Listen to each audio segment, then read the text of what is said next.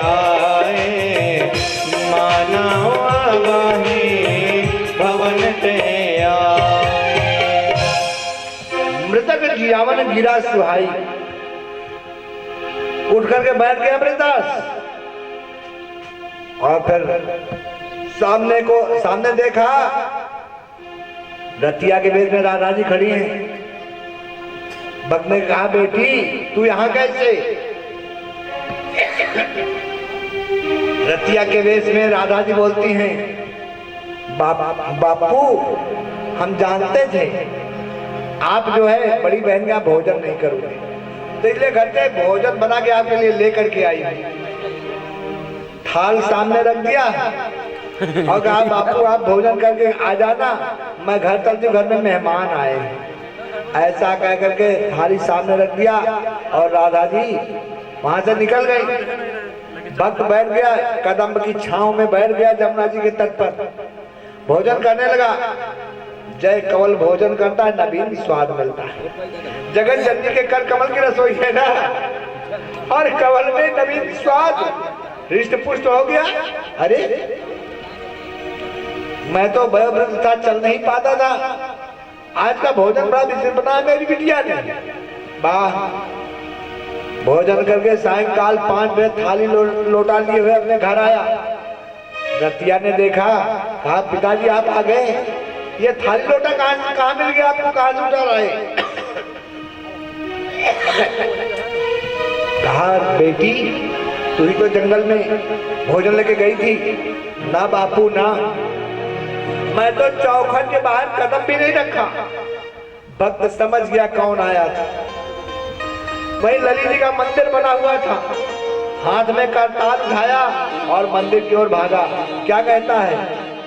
जहाँ विराजे राधा रानी, जहाँ विराजे राधा रानी, अलबेली सरकार समरिया ले चल परली पार, समरिया ले चल परली पार। सब गाइए साथ में।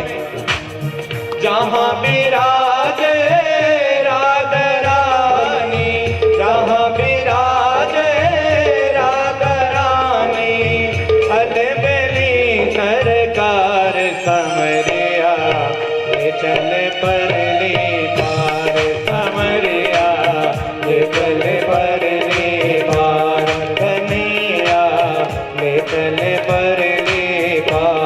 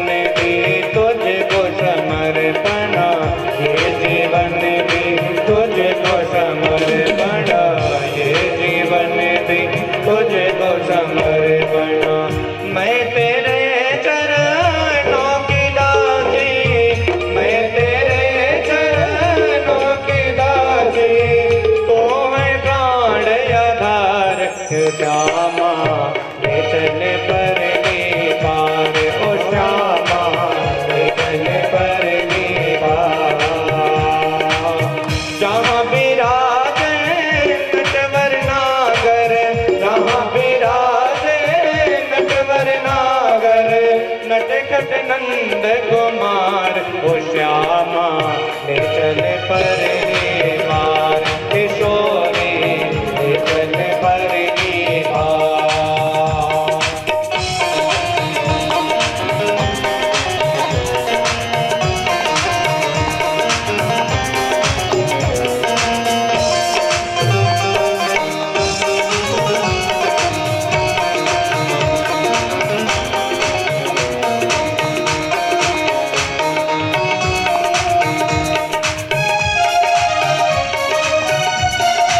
और भैया कहते हैं तेरी आस लगा बैठी हूँ लज्जाशील गवा बैठी हूँ लज्जाशील गवा बैठी हूँ लज्जाशील गवा बैठी हूँ तुम संग ने लगा बैठी हो अपना आप लुटा बैठे हो अपना आप लुटा बैठी हो अपना आप लुटा बैठी हो। सांवरिया मैं तेरी रागिनी सांवरिया मैं तेरी रागिनी तू मेरा मनोहार ओ श्यामा ले चल परली पार ओ श्यामा ले चल परली पार।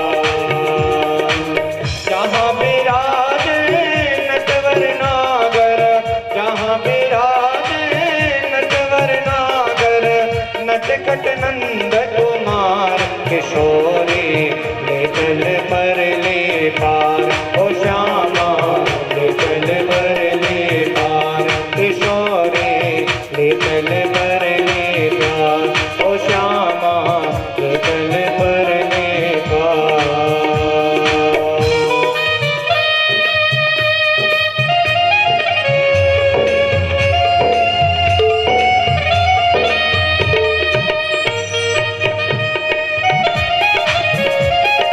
हरि बोल।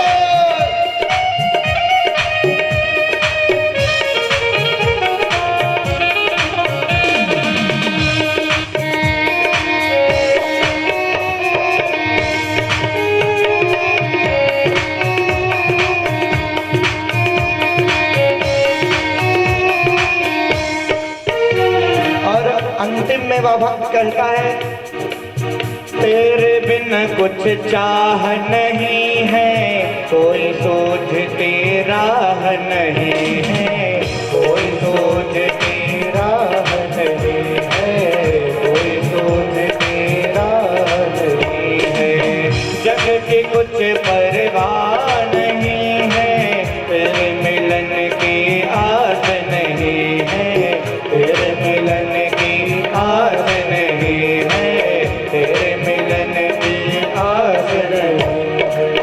मेरे प्रियतमो मेरे माझी मेरे प्रियतमो मेरे माझी कर दो नैया पार ओ श्यामा ले चल परली पार ओ श्यामा ले चल परली पार किशोरी ले चल परली पार।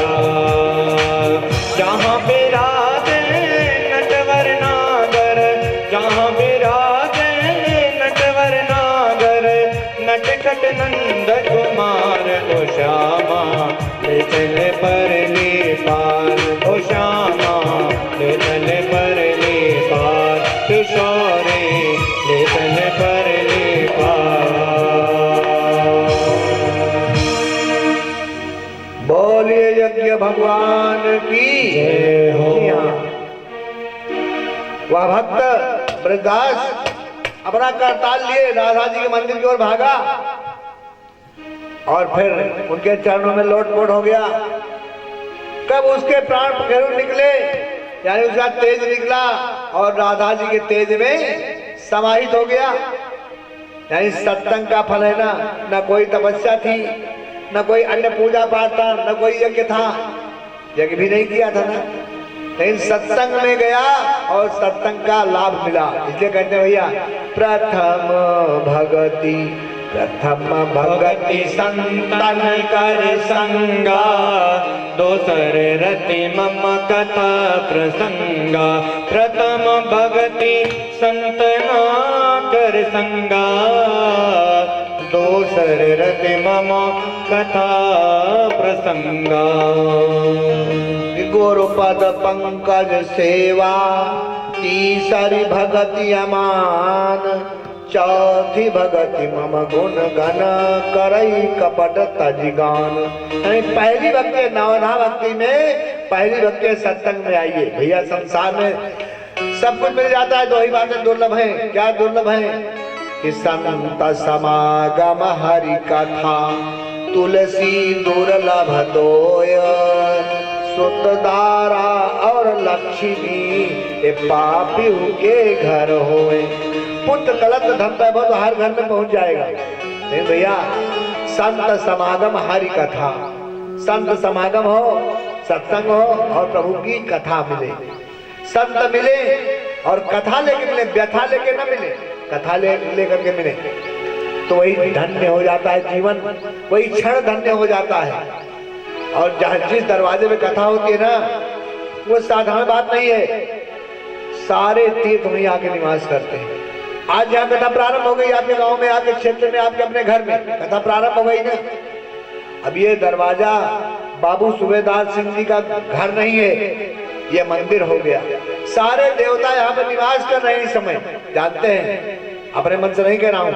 साथ का आदेश, साथ क्या कह रहा है कि तत्रैव गंगा, तत्रैव गंगा यमुना च वेणी, गोदावरी सिंधु सरस्वती च, सर्वाणि तीर्थानि वसन्ति तत्र, यत्राच्युतोदार कथा प्रसंगा।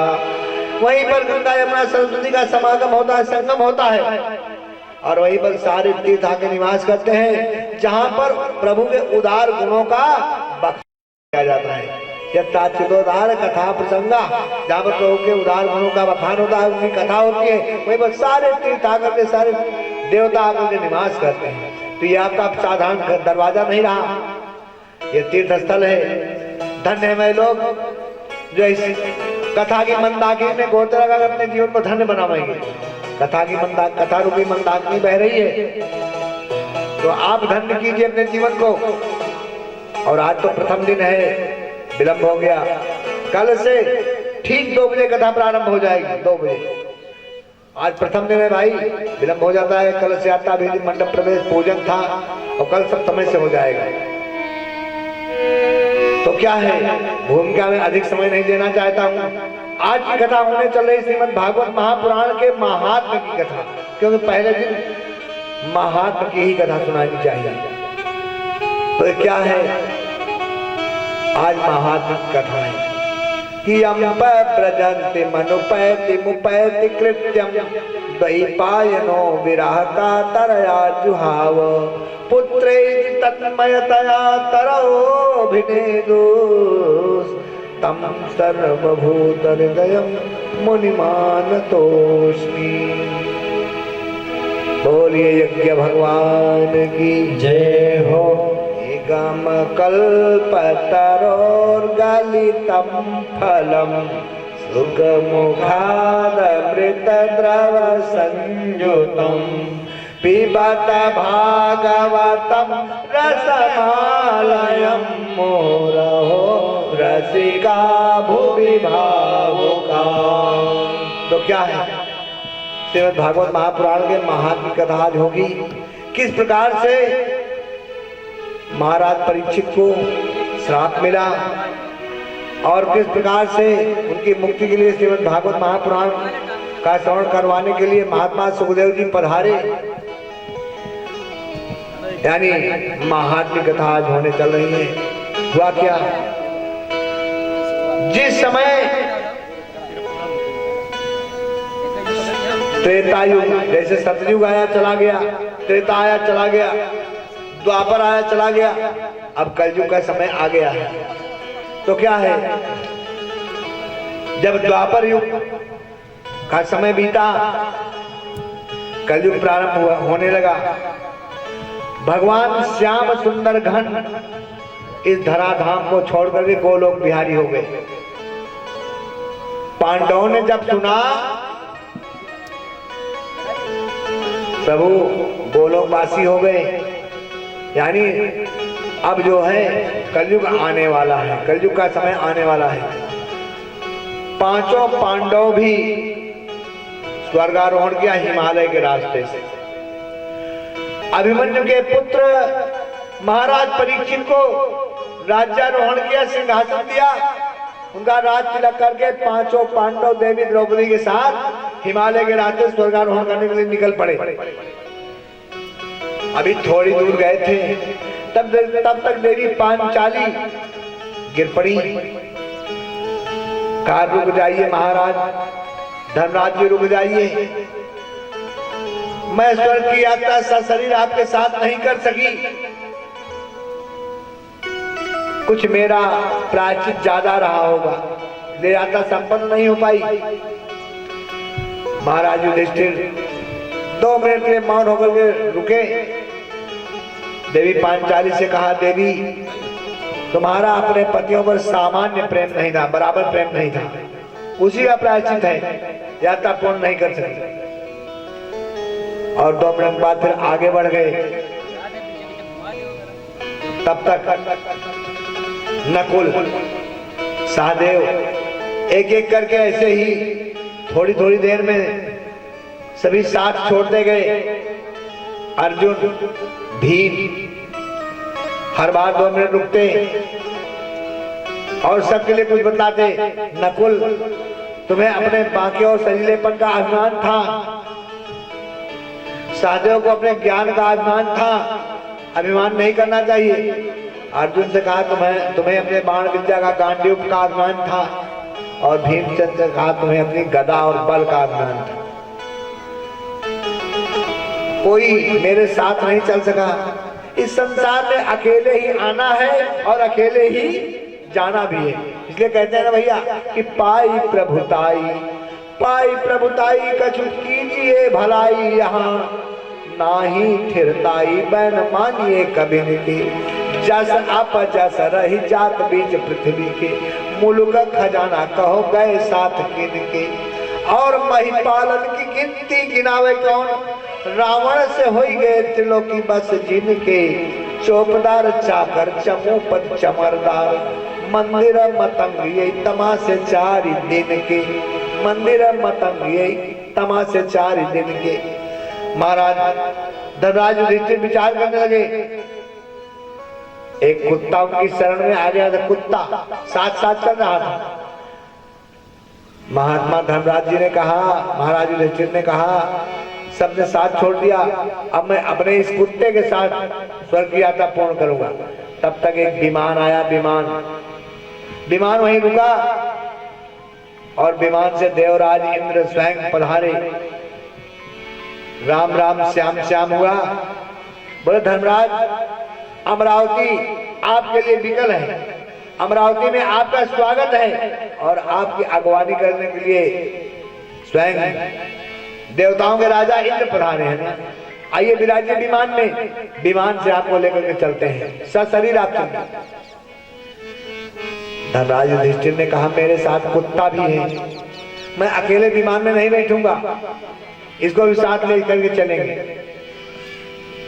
देवराज इंद्र ने कहा, हे महाराज धर्मराज जी, आप तो जानते हैं स्वर्ग में कुत्ते का प्रवेश निषिद्ध है, ये विमान में कुत्ता नहीं जा सकता है। स्वर्ग में कुत्ते का प्रवेश निषिद्ध है, कैसे जाएगा? महाराज ने कहा, यदि ये नहीं जाएगा तो मैं भी नहीं जाऊंगा, क्योंकि मेरी शरण में आया है। और कहा गया है ना कि शरणागत कहाँ जे तजहि,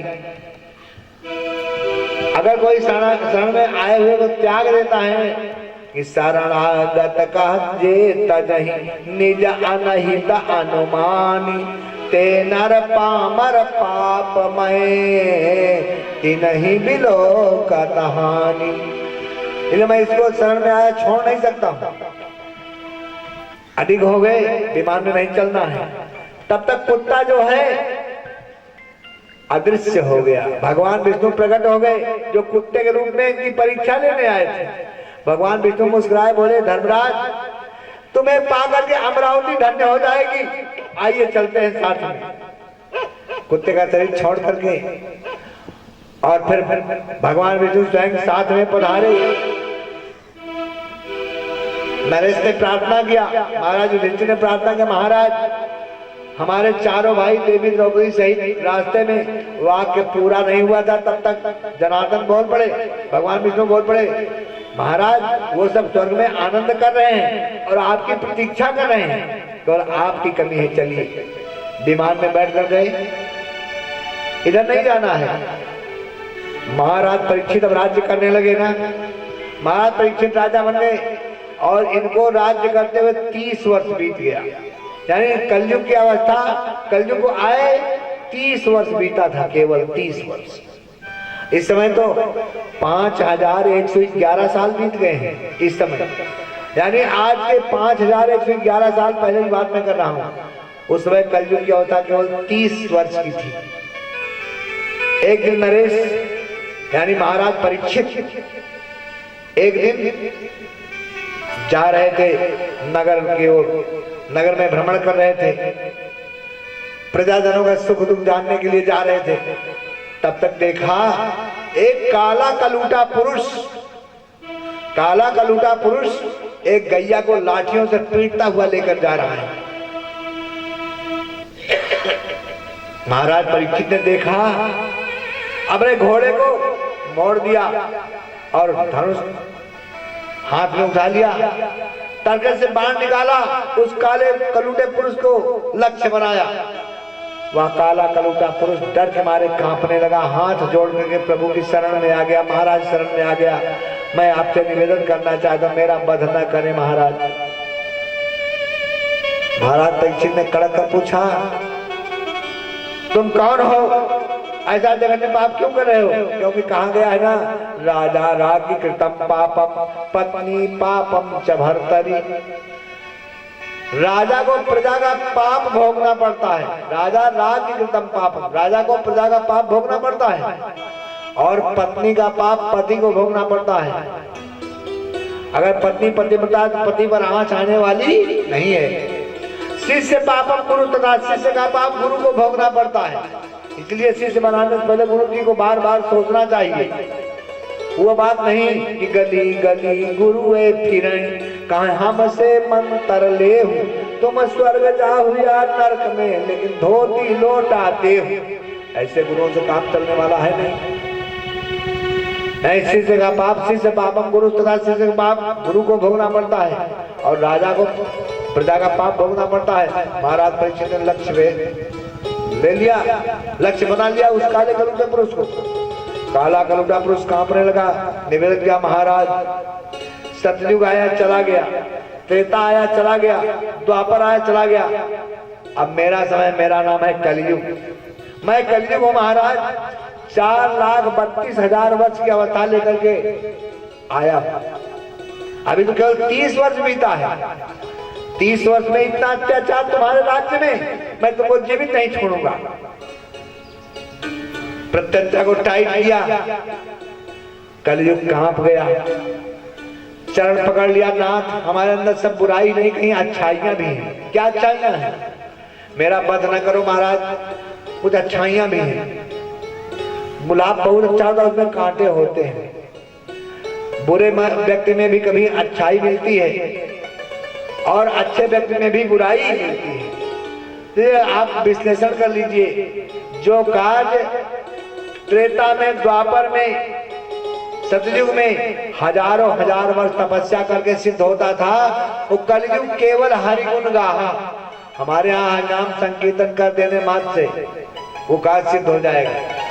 तो महाराज एक विशेषता तो यही है, क्या कहा, कभी को भाव देना पड़ा कि दुई बेर द्वारिका त्रिवेणी जाए 3 बेर, दुई बेर द्वारिका त्रिवेणी जाए 3 बेर, 4 बेर काशी गंगा अंग के नहाए से, 5 बेर गया जाए, 6 बेर नैमिषार, और 7 बेर पुष्कर में मज्जन कराए थे। रमानाथ जगन्नाथ बद्री केदारनाथ आठ अश्वमेध आदि पैदल के धाये ते, जेते फल होत सकल तीरथ किए किए, ओते फल होते एक राम नाम गाए ते, जेते फल होत सकल तीरथ किए किए, ओते फल होते एक राम नाम गाए थे। महाराज हमारे अंदर एक विशेषता यह है, 1000 वर्ष तपस्या नहीं करना पड़ेगा। इसलिए अब मेरा बंधन आप न कीजिए। निवेदन किया, चरणों को पकड़ लिया। महाराज परीक्षित जी ने विचार किया, इसका पद उचित नहीं है। कहा तुम्हारे रहने के लिए हम स्थान निश्चित कर दें, हर जगह स्वच्छंद नहीं टहलोगे, स्वच्छंद नहीं हो, तुम्हारे लिए स्थान नियुक्त कर देता हूँ, वहीं रहो। बोले बता दीजिए महाराज। बोले मदिरालय में, जहाँ मदिरा पान करने वाले लोग जाए वहाँ कलयुग रहेगा ही। बोले वेश्यालय में, वेश्याओं के पास रहो। जहाँ पर जूत क्रीड़ा हो रही हो, जहाँ जुआ खेला जा रहा हो, वहां चले जाओ। पाँव पकड़ लिया। महाराज सब गड़बड़े स्थान आप देता है, कहा अच्छा स्थान दे दिया। बोले जाओ, जो अवैध धन कमाता उसके धन में रहो, हर धन में नहीं, उत्तम धन में नहीं। सो धन धन्य प्रथम गति जाकी, जिस धन की पहली गति हो वो उत्तम गति है, उसमें मत जाना। जहां पर अवैध धन हो वहां रहो। भैया इशारा नहीं समझ पाए होंगे, मैं आपको बतलाना चाहता हूं,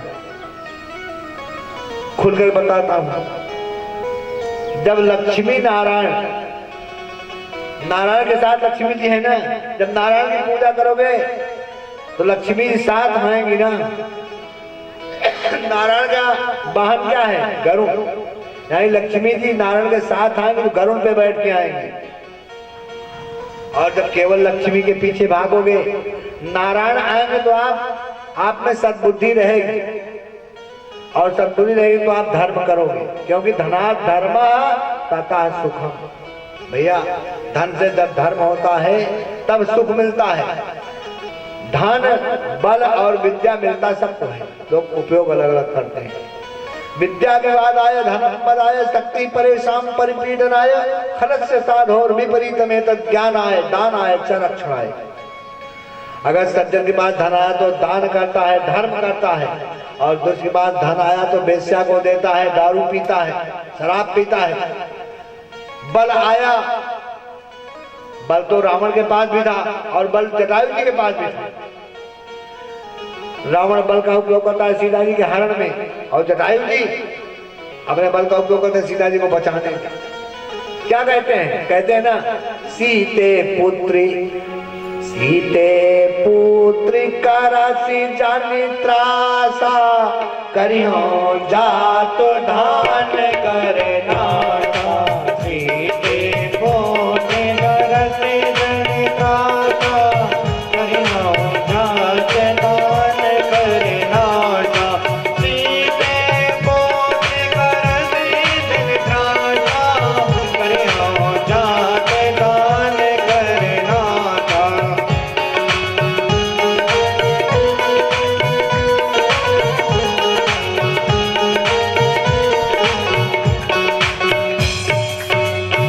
बोलिए यज्ञ भगवान की जय हो। बल तो जटायु जी के पास भी था, बल रावण के पास भी था। अब बोलता था विद्या विवाद आए धनम बधायो। अगर बल मिला तो दुष्ट के पास आया दुरुपयोग करेंगे बल का, सज्जन के पास आया परोपकार करेंगे बल से। ज्ञान आया तो उसके पास तो कुतर करेगा, ये क्यों ये क्यों। और किसी सज्जन के पास ज्ञान आया तो ज्ञान का प्रचार प्रसार करेगा, धर्म की बात करेगा। तो यहाँ भी वही बात है, बल जटायु में भी था, रावण के पास भी था। जटायु जी पुत्री क्यों कहा जानते हैं? सीते पुत्री। अभी कोई वारदात हो जाए ना, चौराहे पे आप पहुंच जाए, कोई बोलिए, पहले पूछेंगे लोग तुम्हारी कौन लगती है जो आप आ गए बीच में। पुत्री कहा ना भैया, पुत्री कहने वाला पिता होता है, और पिता के सामने उसकी पुत्री की हत्या कोई लूट नहीं सकता है। पिता के शरीर में अगर एक बिंदु खून बचा है, एक बिंदु रखता है, तो वो आंच नहीं आने देगा। पुत्री कहा, क्यों कहा जानते हैं? जिस समय महाराज दशरथ जी, इनका नाम है दशरथ, दशरथ का मतलब जानते हैं? 10,000 स्यंदन हाथई और 10 दिशा रथ जाई और 10 इंद्री का बस करई सो दशरथ कहलाए। 10,000 स्यंदन हाथई, स्यंदन माने रथ। 10,000 महारथी एक साथ आक्रमण कर दे। महाराज दशरथ जी अकेले सबको पराजित कर देते। 10,000 स्यंदन हाथई और 10 दिशा रथ जाए, 10 दिशाओं में आबाद गति का रथ चलता था, कहीं धन कोई रोकने वाला ना मिले। 10 दिशाओं में रथ आबाद गति बिना बाधा आबाद जाए। 10 इंद्री का बस करे सो दशरथ काला। महाराज चक्रवर्ती जी कितने प्रतापी थे मालूम है? जब देवासुर संग्राम में संबरासुर ने देवराज इंद्र को पराजित कर दिया, देवराज इंद्र पराजित हो गए। सहायता लेने के लिए पृथ्वी लोक में आए। देवराज इंद्र रण निमंत्रण लेकर के महाराज चक्रवर्ती नरेश महाराज दशरथ जी के पास आए। बोले आपको रण निमंत्रण लेकर के आया। नरेश ने रण निमंत्रण स्वीकार कर लिया। उनका साथी बीमार हो गया था। बोले अगर कहते साथी बीमार है तो लोग इसका अनर्थ लगाएंगे, इनका साहस नहीं बन पड़ रहा है। देवी कैकेयी सारथी बन के गई स्वयं साथ में। संबरासुर के युद्ध के लिए महाराज दशरथ जी पहुंच गए। युद्ध होने लगा। ऐसा तीक्ष्ण बाण चलाया, आग्नेयास्त्र का प्रयोग किया, अग्नि बाण चला दिया। महाराज चक्रवर्ती जी के रथ में आग लग गई, घोड़े अलग हो गए, रश्मियां जल गई, घोड़े का संबंध रथ से अलग हो गया। अब तो रथ नीचे की ओर गिरने लगा। उस समय जटायु जी आकाश मार्ग में चक्कर काट रहे थे। अपने विशाल डैनों पर यानी विशाल पंखे के ऊपर अपने पंख पर रथ को रोक लिया और कहा चक्रवर्ती जी आप रथ को संतत कीजिए, रथ को जोड़िए और शत्रु का जो है पराभव दिखाइए, शत्रु का वध कीजिए। रथ को जोड़ा,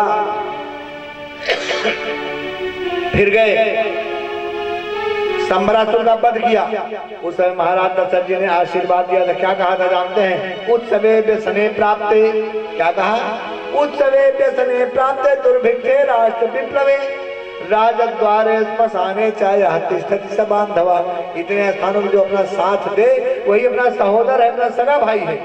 कहा जटायु जी आपने ऐसे समय में मेरी रक्षा किया, मेरी सहायता किया, मैं आपको आशीर्वाद देता हूं जो पुत्र मेरी अंत्येष्टि करेगा वही पुत्र तुम्हारी भी अंत्येष्टि एक दिन करेगा। हम आप सहोदर हैं, सहोदर। उसी अधिकार से कहा सीते पुत्र ही करत जन त्रासा।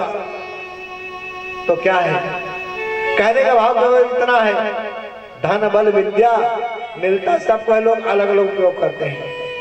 तो क्या है, इधर नहीं जाना है। जो आपका मूल प्रसंग चल रहा था आज जो है, बोलिए यज्ञ भगवान की जय हो। विद्या विवादाय धनम मदाय शक्ति परेशान परिपीड़नाय।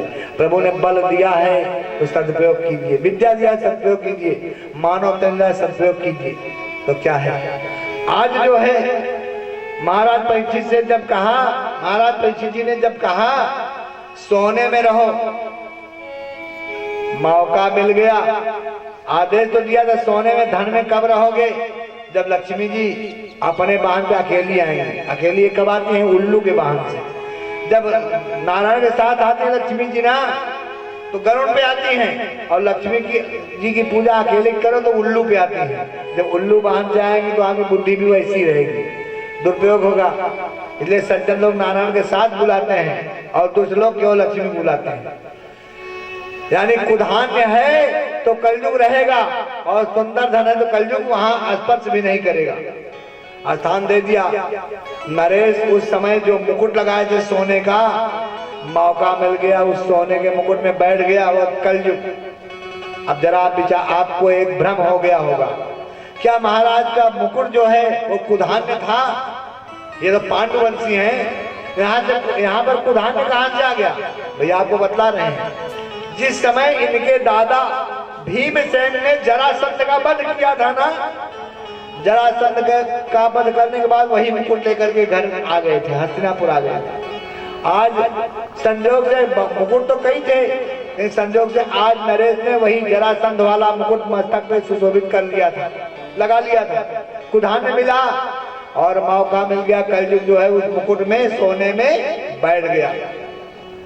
राजा की बुद्धि कुंठित तो हो गई, सिर पे कलयुग जो है आरूढ़ है।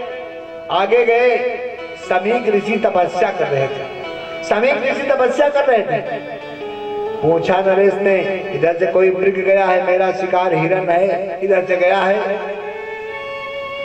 महामुनि कुछ नहीं बोले, वो तो ध्यानावस्थित थे। राजा के सिर पे तो कलयुग व्याप्त है ना, बुद्धि कुंठित हो गई थी। एक मरा हुआ सांप वहीं पड़ा हुआ था, बाण की नोक से उठाया और महाराज के गले में, समीक ऋषि के गले में डाल दिया और डालने के बाद घर चले आए। जब मुकुट उतारा, मुकुट अलग हुआ शरीर से, राजा की बुद्धि तुरंत चिंतित हो गए। राजा की बुद्धि कुंठित जो थी ठीक हो गई। विचार कर रहे, अरे मैं पांडुवंशी होकर के ऐसा जघन्य अपराध कर दिया, ऋषिवर के गले में मरा हुआ सर्प लटका दिया, अच्छा नहीं किया, ठीक नहीं किया। ऐसा विचार करके पश्चाताप कर रहे थे। और उधर समीक ऋषि का 5 वर्षीय पुत्र श्रृंगी, भैया श्रृंगी तो हो गए हैं। एक श्रृंगी जो त्रेता युग में अयोध्या जी में आकर के महाराज दशरथ जी के यहाँ पुत्र यज्ञ करवाए थे, वो श्रृंगवेरपुर में रहते थे। इनके पिताजी का नाम था विभांडक ऋषि। ये विभांडक पुत्र श्रृंगी हैं। और ये जो द्वापर में के अंत में हुए, कलयुग में हुए, ये श्रृंगी ऋषि हैं, समीक ऋषि के पुत्र। 5 वर्षीय पुत्र श्रृंगी, ये जो है देखा मेरे पिता के गले में, तपस्यारत पिता के गले में किसी ने मरा हुआ सांप टांग दिया है, लटका दिया है। कमंडलू से जल लिया और कमंडलू जल लेकर के श्राप दे दिया, जिसने भी ऐसा जघन्य अपराध किया है आज के 7वें दिन तक उसे डसेगा और उसकी मृत्यु हो जाएगी। श्राप दे दिया। महाराज परीक्षित पश्चाताप कर रहे थे। इतने में देवर्षि नारद जी को प्रणाम किया नरेश ने। नारद जी ने कहा, अपनी मुक्ति के लिए उपाय कीजिए राजन, क्योंकि ब्राह्मण का श्राप हो गया है। बोले, जिस समय आप अपनी माँ के गर्भ में थे, देवी उत्तरा के गर्भ में आप थे, और उस समय अश्वत्थामा ने ब्रह्मास्त्र चलाया था। उस समय कन्हैया ने गर्भगृह में जाकर के तुम्हारी रक्षा किया था। लेकिन समझ लो, नारायण भी ब्रह्मास्त्र से रक्षा कर सकते हैं, लेकिन नारायण ब्राह्मण के श्राप से रक्षा नहीं कर सकते हैं। अब की बात ब्रह्मास्त्र नहीं है, अब की बात ब्राह्मण का श्राप लगेगा, श्राप। नारायण भी रक्षा नहीं करेंगे, अपनी मुक्ति के लिए उपाय करो। ब्रह्मास्त्र से बच सकते हो, लेकिन ब्राह्मण के कोप से नहीं बच सकते। फिर क्या था, नारद जी के पांव को पकड़ लिया नरेश ने, कहा महाराज आप ही कोई रास्ता बताओ ना। कहा आप श्रीमद् भागवत महापुराण सप्ताह यज्ञ कीजिए। अब बात ठहरी, कौन करेगा? 7 दिन में सप्ताह यज्ञ कौन पूरा करेगा? और इसके लिए महात्मा सुखदेव जी का चुनाव हुआ। ये सुखदेव जी कौन है जानते हैं आप? सुखदेव जी का परिचय देने के लिए हम आपको 2 मिनट के लिए ले चलते हैं श्री शिव पुराण की ओर। श्री शिव पुराण की ओर चलते हैं। एक बार की बात है, कैलाश पर्वत पर देवर्षि नारद जी एक दिन आ गए। देखा उस समय भगवती अकेली बैठी थी, माता पार्वती जी अकेली बैठी हुई थी। बोले बाबा कहीं विचरण करने गए थे। नारद जी पहुंचे, राम राम श्याम श्याम हुआ। बोले आज तो पिताजी नहीं, माता जी से खुलकर बात करेंगे। बोले माते ये बताओ, पिताजी हर बात आपसे बतलाते हैं, कुछ दुराव भी रखते हैं। देवी पार्वती ने कहा बेटा नारद, दो प्राणी में कौन सा दुराव? दो नहीं, चार नहीं, 10 नहीं, 20 नहीं, दो प्राणी में कौन सा दुराव भाई? हर बात बताते हैं। बोले अच्छा तो ये बताओ माता जी, बोले बाबा मुंडों की माला पहने मुंड वाली है ना, ये किसके मुंडों की माला है जो पहने हैं? देवी पार्वती चुप हो गई, उत्तर नहीं बना। नारद जी कहने लगे बस समझ गया, दो प्राणी में इतना दुराव, मैं तो चला, इनका काम हो गया भाई, निकल गए। इनका नाम है नारद। नारद का मतलब जानते हैं?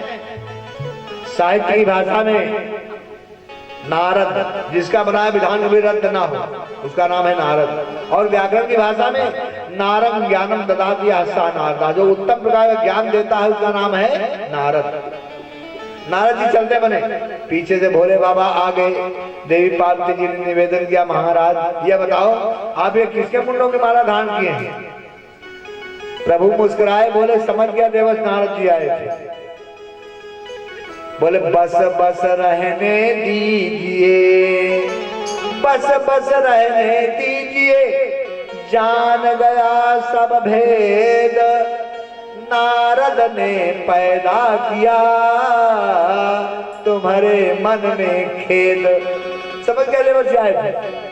बोले महाराज हमको जानना तो चाहिए किसके मुंडों की माला है। देवी जी ने कहा महाराज आप बतलाइए ना किसके मुंडों की माला है।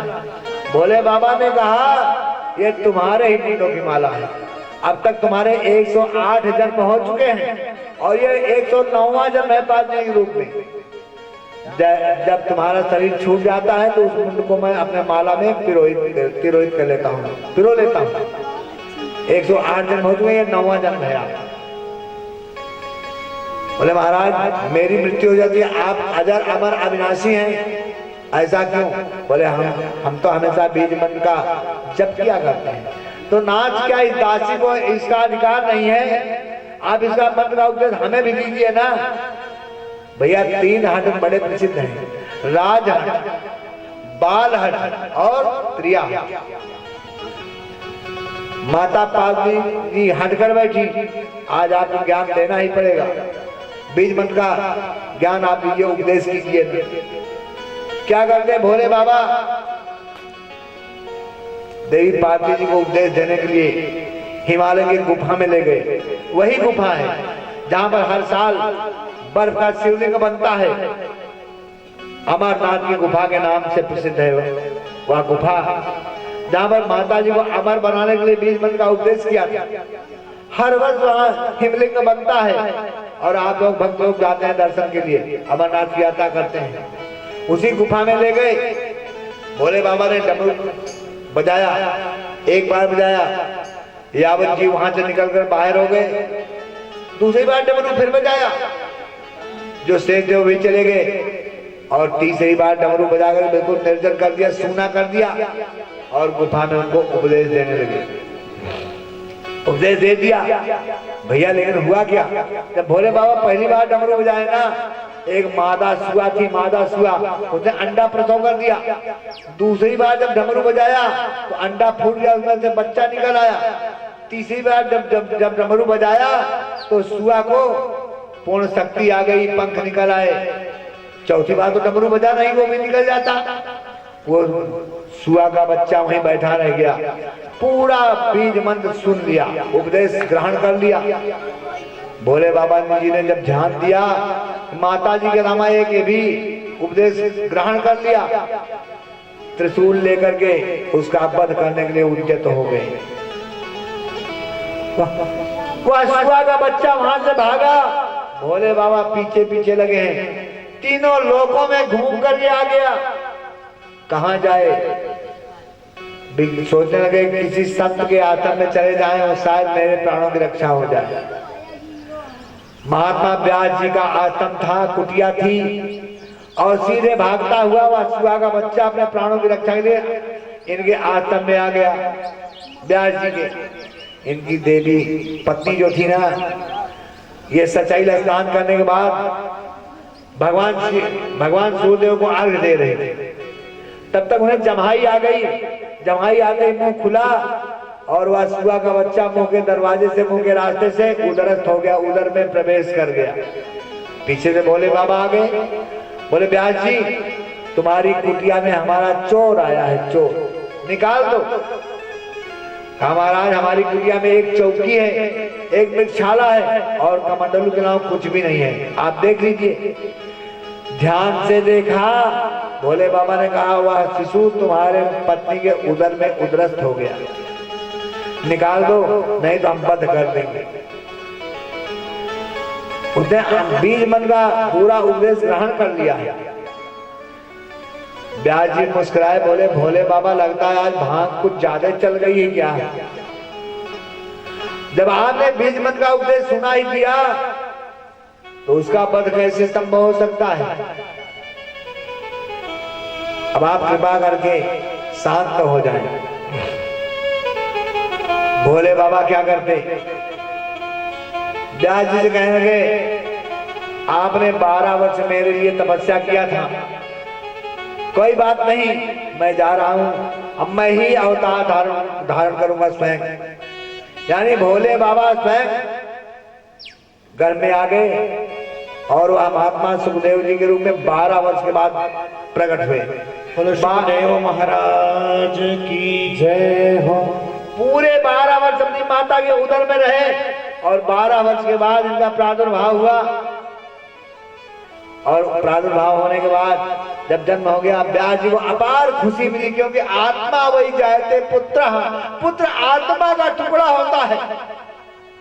आज पिता बन गया, आज व्यास जी धन्य हो गए, मैं भी पिता बन गया। और नाल छेदन करने वाली को बुलाने के लिए गए, जब लौट के आए देखते हैं महात्मा सुखदेव जी नाल को अपने गले में लपेट के गए, तपस्या करने चले गए, वो पीछे पीछे जा रहे हैं। यम ब्रजंति मनुपैति मुपैति कृत्यम। व्यास जी श्रीमद् भागवत महापुराण में वर्णन कर रहे हैं ना, क्या लिखते हैं? यम ब्रजंति मनुपैति मुपैति कृत्यम द्वैपायनो विरह कातरया जुहाव पुत्रेति तन्मयतया तरोभिनेदुस् तम सर्वभूत हृदय मुनिमानतोस्मि। पुत्र पुत्र कहते हुए महात्मा सुखदेव जी के पीछे जा रहे हैं। द्वैपायन व्यास जी का वास्तविक नाम है, इनका पूरा नाम है कृष्ण द्वैपायन व्यास। ये रंग से काले थे इसलिए लोग कृष्ण कहते थे और व्यास जी का नाम हो गया था तो इनका पूरा नाम द्वैपायन द्वीप में पैदा हुए, द्वैपायन द्वीप में, इसलिए इनका पूरा नाम हुआ कृष्ण द्वैपायन व्यास। जिनके पीछे भगवान व्यास जी पुत्र पुत्र कहते हुए जा रहे थे, सुखदेव जी पीछे मुड़े और कहा कौन किसका पिता, कौन किसका पुत्र? हजारों बार आप मेरे पुत्र के रूप में आए हैं, हजारों बार मैं आपके पुत्र के रूप में आया हूँ, कभी आप पिता बनते हो कभी मैं पिता बनता हूँ। ये तो सांसारिक रिश्ते हैं, मैं तो तपस्या करने जा रहा हूँ। पूरे 12 वर्ष तपस्या किया, 12 वर्ष की तपस्या के बाद आज लौटे हैं। नारद जी ने सलाह दे दिया महात्मा सुखदेव जी से, महाराज परीक्षित ने कह दिया उनको आप प्रसन्न कीजिए, निवेदन कीजिए, सप्ताह यज्ञ आपका वही करवाएंगे। महाराज परीक्षित नारद जी की प्रेरणा से महात्मा सुखदेव जी के चरणों को पकड़ लिए, निवेदन किया, बड़े प्रेम से गंगा जी के पावन तट पर जाकर के मंडप का निर्माण किया और वहीं पर उस स्थान का नाम है सुखताल। यह स्थान मुजफ्फरपुर जिले में पड़ता है, दिल्ली से और इधर। और वह वट वृक्ष आज भी अभी विद्यमान है, जिस वट वृक्ष के नीचे प्रभु ने श्रीमद् भागवत महापुराण का पारायण करवाया, वो वट वृक्ष आज भी है। कितने भक्त लोग हर वर्ष जाते हैं वहां पर, अभी भागवत कथा करवाते रहते हैं, हमेशा कथा चलती रहती है। वहीं गंगा के किनारे 7 दिन की कथा सुना दिया और सुनाने के बाद मुक्त कर दिया महाराज परीक्षित। तो क्या है, जब सुनाने बैठे, कथा सुनाने बैठे ना, तो सबसे पहले देवता लोग आ गए। जब कथा के लिए महात्मा सुखदेव जी मंचासीन हुए, देवता लोग आ गए। स्वकार्य कुशला सुरा, देवता लोग अपना कार्य साधन करने के लिए आ गए। निवेदन किया सुखम तत्वा अवधन सर्वे, माता सुखदेव जी को प्रणाम किया। सुखम नत्वा अवलम सर्वे स्वकाज कुशलासुरा, अपना काज साधने में निवेदन किया। क्या कहा? महाराज विनिमय कर लीजिए, अमृत का कलश लेकर के आया हूँ। देवताओं ने कहा अमृत का कलश ले आया हूँ और इस अमृत को महाराज परीक्षित को पिला दीजिए, ये अमर हो जाएंगे, तक्षक कुछ नहीं कर पाएगा। ब्राह्मण के साथ जब इनका बाल बांका, और ये जो कथा रूपी अमृत है, श्रीमद् भागवत महापुराण की कथा रूपी जो अमृत है, इसको आप मुझे दे दीजिए। देवताओं ने विचार किया इस अमृत को हम अमरावती में ले जाएंगे, बैकुंठ को ले जाएंगे, अगर यहाँ रहा तो ठीक नहीं, इसलिए विनिमय कर लीजिए। महात्मा सुखदेव जी मुस्कुराए, बोले वाह, क्वा काचा क्वा मणि महान, कहाँ कांच और कहाँ मणि, ऐसा कौन मूर्ख होगा जो कांच से अपनी मणि बदल लेगा। हम विनिमय नहीं करेंगे, क्योंकि तुम्हारा अमृत तो केवल एक राजा परीक्षित को अमर बनाएगा, लेकिन हमारा अमृत यावत चंद्र दिवाकर, जब तक सूरज और चंद्रमा रहेंगे संसार में, यानी जब तक ये संसार चलता रहेगा तब तक कथा रूपी अमृत पता नहीं कितने परीक्षितों को बैकुंठ भेजता रहेगा, अमर करता रहेगा। ऐसा अमृत दुर्लभ है। महाराज परीक्षित को कथा सुनाने लगे, देवताओं की नहीं चलने दिया। एक बार जैसे अमृत की बात आई ना, देवता लोग अमृत का कलश लेकर के आ गए। एक बार विद्वानों की गोष्ठी चल रही थी, तमाम विद्वान बैठे थे। कहा भैया ये बताओ अमृत है कहाँ, कहाँ है, प्रश्न बन गया। एक विद्वान ने कहा अमृत समुद्र में है। तभी समुद्र मंथन करके 14 रत्नों में एक अमृत भी निकला था। 14 रत्न कौन कौन? श्री मणि रंभा बारुणी, श्री माने लक्ष्मी, श्री मणि रंभा बारुणी, आमीय शंख गजराज, कल्पद्रुम शशि धेनु धनु, धनवंतरि विषबाज। 14 रत्नों में एक अमृत भी था।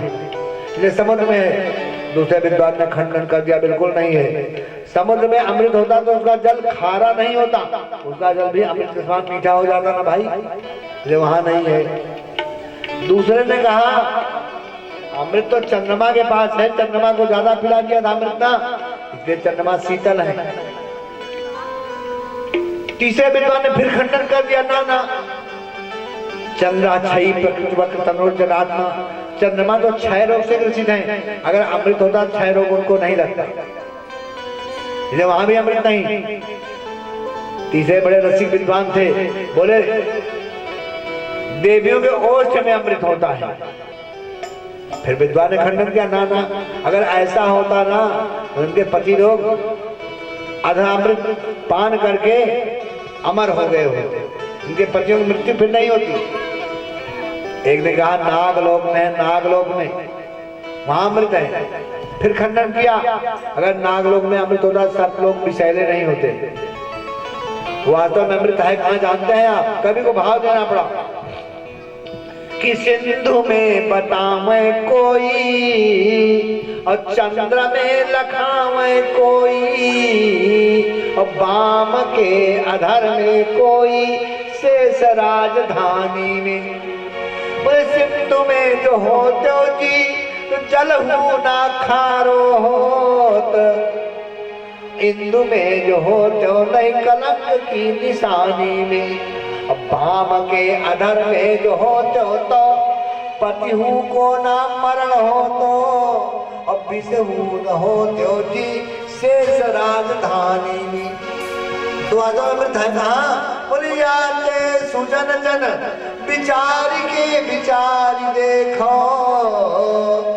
याते सुजन जन विचारी के विचारी देखो, अमृत की बूंद बहे संतन की बानी में, अमृत की बूंद बहे संतन की बानी में। संतों की बानी में अमृत की धारा बहती है, जो आपके दरवाजे पे आज बह रही है। अमृत बह रहा है, पान कीजिए आप, कथा रूपी अमृत चल रहा है। इस अमृत की बूंद बहे संतन की बाणी में, संतों की बाणी में अमृत चल रहा है। तो क्या है, आज देवता लोग अमृत का कलश लेकर के आए, विनिमय कर लीजिए। महाराज सुखदेव जी ने सीधे देवताओं को वापस कर दिया। देवता लोग वापस नहीं गए। क्या किया? कथा श्रवण करने लगे। चलो ये अमृत बह रहा है, इसका पान कर लेते हैं। 7 दिन देवता लोग भी बैठ करके कथा अमृत का पान किया, रसा स्वागत किया। महाराज फिर एक संदेह हुआ, क्या इसके बाद फिर कथा कौन किया? महाराज परीक्षित के बाद कौन कथा किया जानते हैं? फिर वर्णन मिलता है। इसके लिए एक कथानक आपको प्रस्तुत करते हैं। क्या कथानक है? तुंगभद्रा नदी तीरे अभूत पत्तनमुत्तमम। तुंगभद्रा नदी के किनारे पर एक पत्तनपुर नाम का गांव था। तुंगभद्रा एक नदी है, दक्षिण भारत में बहती है। तुंगभद्रा नदी किनारे पर एक पत्तनपुर नाम का गांव था और उस गांव में एक पंडित आत्मदेव नाम के परम विद्वान, परम सरल ब्राह्मण थे। बड़े सरल थे और विद्वान थे। भैया विद्वान हमेशा सरल होते हैं। अगर विद्वान में क्रोध है समझिए विद्या में कमी है। पहला सूत्र है विद्या का, क्या मतलब? विद्या ददाति विनयम। विद्या जो है विनम्रता को देती है। अगर विद्वता में कोई कमी है तभी क्रोध आएगा, नहीं तो क्रोध नहीं आएगा।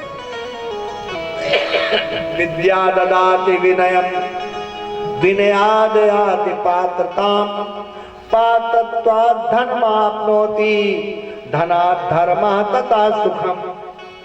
विद्या अगर है तो विनम्रता आएगी, विनम्रता आ गई तो आप में पात्रता आ जाएगी, श्रेष्ठता आ जाएगी, और श्रेष्ठता आ गई तो धन की कमी नहीं रहेगी, धन हमेशा आपके पीछे रहेगा। और धनात् धर्मः, धन से जब धर्म करोगे तथा सुखम, तब सुख मिलेगा। भैया धनी होना अलग वस्तु है और सुखी होना अलग वस्तु है। बहुत धनी लोग हैं लेकिन सुखी नहीं है। तो सुख तो कब मिलता है? जब धनात् धर्मः तथा सुखम, धन से धर्म करोगे तब सुख मिलेगा। कहते हैं ना, जो गरीब लोग हैं वो सोचते हैं धनवान लोग बड़े सुखी हैं, जो धनवान है वो सोचते हैं मंत्री राजा इत्यादि हैं वो बड़े सुखी हैं। राजा लोग सोचते हैं देवता लोग सुखी हैं, देवता लोग सोचते हैं भगवान विष्णु सुखी हैं, भगवान शंकर सुखी हैं। लेकिन वास्तव में सुखी कौन है जानते हैं आप? कवि को भाव देना पड़ा कि दीन कहाँ धनवंता सुखी, दीन कहाँ धनवंता सुखी, धनवंत कहाँ सुख भूप को भारी, भूप कहाँ कि वह इंद्र सुखी, और इंद्र कहाँ शिव शंभु सुखारी, शंभु कहाँ की बिरच्ची सुखी, और बिरच्ची कहाँ श्री विष्णु सुखारी। लेकिन दास विनीता बिचारी कहाँ, बिना राम भजे सब जीव दुखारी। दास विनीता बिचारी कहाँ, बिना राम भजे सब जीव दुखारी। तो सुख कहाँ है? जब प्रभु का भजन होगा, धर्म होगा, यज्ञ होगा, तब सुख मिलेगा। तो क्या है? पंडित आत्मदेव जी बड़े विनम्र ब्राह्मण थे। उस पत्तनपुर नगरी में रहा करते थे। द्वितीय यो भास्कर, दूसरे सूर्य के समान उनके ज्ञान का दीपक जल रहा था। उनके ज्ञान का तेज ऐसा था मानो दूसरे सूर्य है, प्रखर है, ऐसा प्रकार ज्ञान था उनका। लेकिन एक अभाव था जीवन में। क्या? उनकी पत्नी का नाम था धुंधुली। धुंधुली कैसी जानते हैं? सूराचाग्नि कृत्येषु कृपणा कलह प्रिया। कैसी थी पत्नी? घर का काम करने में बड़ी बहादुर थी। सूराचाग्नि कृत्येषु, दौड़ दौड़ के काम खूब करती थी, गृहस्थी का काम खूब करती थी। सूराचाग्नि कृत्येषु। लेकिन और क्या था? बहुत बड़ी कमी क्या थी? कलह प्रिया, लड़ाई झगड़े की बड़ी शौकीन थी। मोहल्ले में किसी न किसी से लड़ाई रोज होती थी। और एक कमी थी, उनके कोई संतान नहीं थी, संतान भी नहीं थी। और पत्नी भी धुंधुली, उसका नाम था धुंधुली, पत्नी का नाम था धुंधुली। धुंधुली लड़ाई झगड़े की शौकीन थी, संतान भी नहीं थी, घर का काम खूब करती थी। और कैसी थी? कंजूस बहुत थी, कंजूसी से रहती थी, कभी भी धर्म का काम नहीं करने देती थी। बहुत दिनों तक जब कोई संतान नहीं हुई, महाराज आत्मदेव जी ने विचार किया पुत्रेश यज्ञ करवाया जाए। हो सकता है प्रभु ने यज्ञ की बात स्वीकार कर लिया तो एक संतान हो सकती है। जब पुत्रेश यज्ञ की चर्चा किया, पति पत्नी में सलाह मशवरा होने लगा। पत्नी ने विरोध कर दिया, नहीं, अगर यज्ञ सफल ना हुआ तो इतना धन हमारा खर्च हो जाएगा। सोचती है खर्च हो जाएगा, धन बचाना चाहिए। वो रोजाना कंजूस क्या करता है जानते हैं? अभी तिजोरी के पास हाथ जोड़ खड़ा होता है, कहता है लक्ष्मी जी दाता घर जाती तो कदर ऐसी ना ही पाती। अगर किसी दानी के यहाँ गई होगी ना दान कर देता। मैं क्या करता हूँ? तहखाने में रखता हूँ। क्या कहता है? दाता घर जाती तो लक्ष्मी जी से निवेदन करता है, लक्ष्मी जी सुनो, दाता घर जाती तो कदर ऐसी ना ही पाती, और मेरे घर आई तो बधाई बाट बावरी। खाने 10 खाने ताखाने में छिपा के रखूं, हो ना उदास मेरे चित्त यही चावरी। खाऊं ना खिलाऊं मर जाऊं तो सिखाए जाऊं, नाती और पूतन को अपने स्वभावरी। दमड़ी ना देहूं कभी, दमड़ी ना देहूं कभी, स्वप्न में भिखारी को, और कृपण का है लक्ष्मी सो बैठी गीत गावरी। कृपण का है लक्ष्मी सो बैठी गीत गावरी। कोई संतान भी नहीं थी। एक दिन विचार किया पंडित आत्मदेव जी ने, विचार किया। क्या विचार किया? माता यस्य गृहे नास्ति, जिसके घर में माता ना हो और पत्नी भी धुंधली जैसी मिल जाए तो अरण्यम तेन गंतव्यम यथारण्यम तथा गृहम। उस व्यक्ति को जंगल का रास्ता पकड़ करके चला जाना चाहिए, घर में नहीं रहना चाहिए। ऐसा विचार करके पंडित आत्मदेव एक दिन जंगल का रास्ता पकड़ लिया, जंगल में चले गए।